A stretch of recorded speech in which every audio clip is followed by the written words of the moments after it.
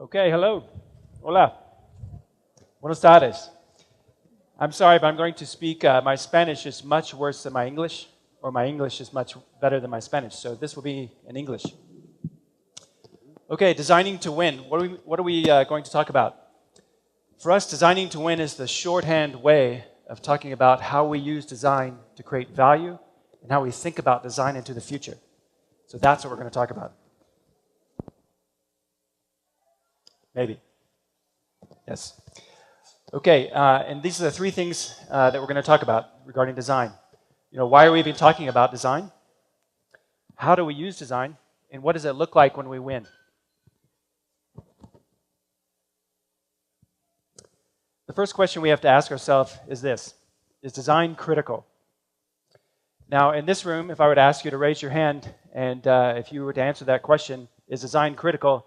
A lot of people would raise their hand in this room. But in most contexts, and especially in a business context, this is not always the case, as I'm sure you might know. Design is not seen as critical. A lot of times, design is seen as, cool or interesting or maybe even important. But critical? I don't think so. So let's talk about why.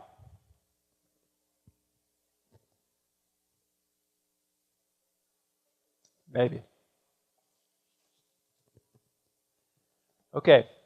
First of all, let me say I get asked to speak at or represent our company at many different conferences like this one. And recently I was at a conference called Design Indaba. Has anyone ever heard of Design Indaba? It's in South Africa. That's amazing because they often say that they are the most recognized international conference in the world. So anyway, there you go. But Design Indaba. So I turned around and shot this shot from my seat here in the corner and shot this when I was speaking in Design Indaba. The person that followed my speech is named Martin Boss. Is anyone familiar with Martin Boss? No, doesn't matter. Okay, Martin is a very famous designer. And Martin went on to say that, in his opinion, his personal opinion, corporations should not be using design to create value and profit for their companies. He felt design was very proprietary and should only be used for social purposes and that kind of thing. So Martin went on to talk about a project that he had completed recently and to give a case study. He went on to talk about the way his design process around this project. The project was called the smoke chair. Again, has anyone ever heard of the smoke chair? No, it doesn't matter. So Martin went on to say that his design process was to go, and he lives in Paris, and he went in the back of his flat and found a chair, an old chair, and then lit it on fire. After the fire, then he put the fire out. Sorry. He put the fire out and then treated the chair so the soot would not come off on your clothing when you sat in it. Thus, the smoke chair. So this is how Martin has become very famous. This chair retails, at least in the U.S., for about $4,000. Yeah? So then Martin went on to talk about the way he takes on new projects.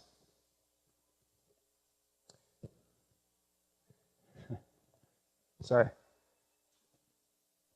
The way he takes on projects is really driven by his personal seasons, what he referred to as the seasons of his life.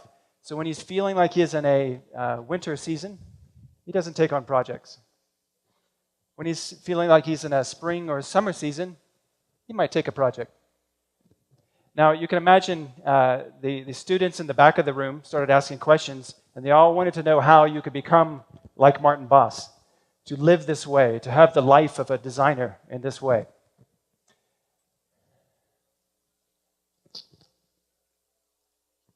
But as you might see, and like I surely see, is that this way of thinking about design is quite small, right? This way of thinking and how design can create value for the world around us, or certainly businesses, is quite small. So, when you take this kind of thinking and this kind of understanding of design and try to move that into a business context, there's a huge disconnect. So let's talk about how Coca-Cola thinks about design. First of all, let's go back to the actual meaning of design. And oftentimes, act as if design is difficult to understand. But let's just go to a dictionary. So the design means to work out the structure or form, to plan and make something, to form or conceive in the mind, to intend as for a specific purpose, or to mark or designate. In a very shorthand way, to design is to intend, to plan, and to make. Now, the key piece of this is this idea of intending, or being intentional. So everyone in this room, all of us, every day, we plan things, we make things, but we don't always use the right intention. And this is the piece that's important to design.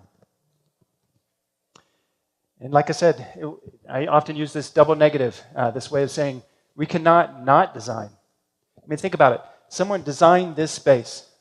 Someone designed this meeting. Someone designed the chair that you're sitting in. Someone designed this presentation.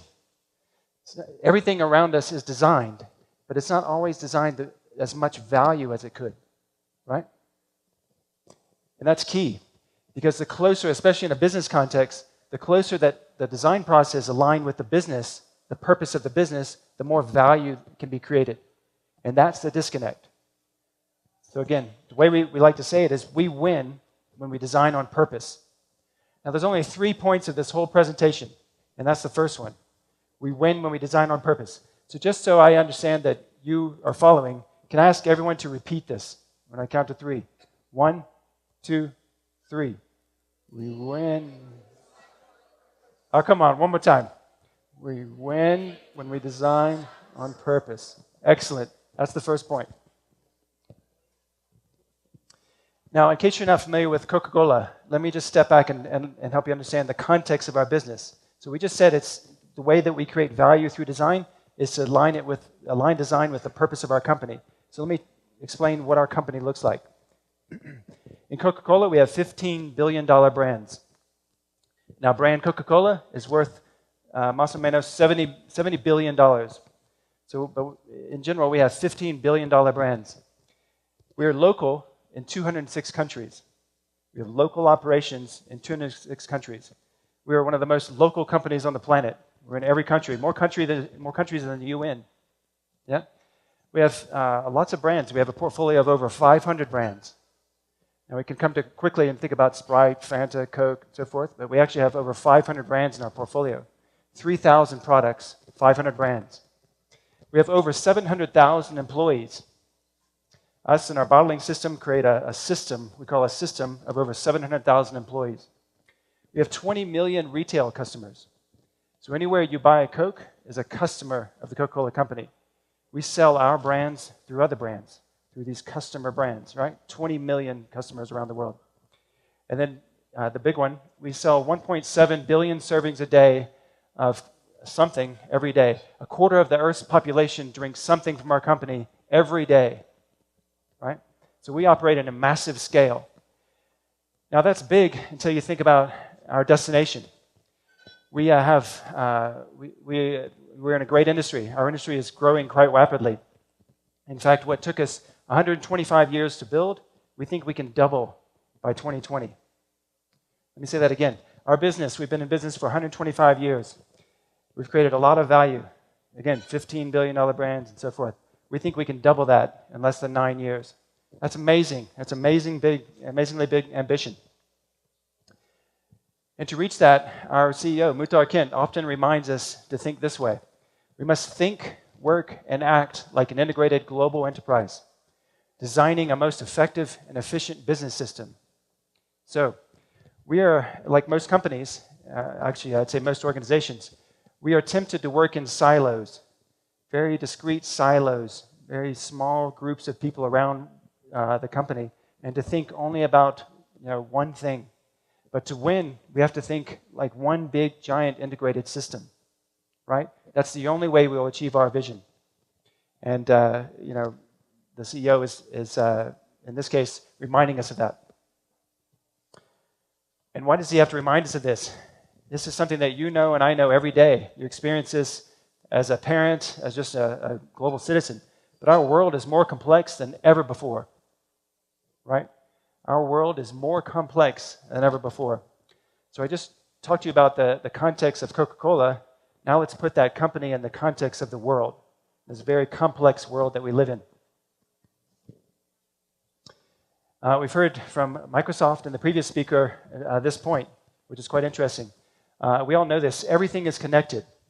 And that's a very good thing in terms of communication, right? For the first time in human history, there are more cell phones on the planet than there are people.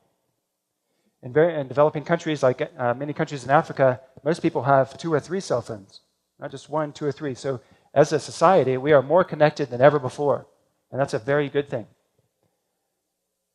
But being connected is also not so good, right? All of our economic systems are connected. All of our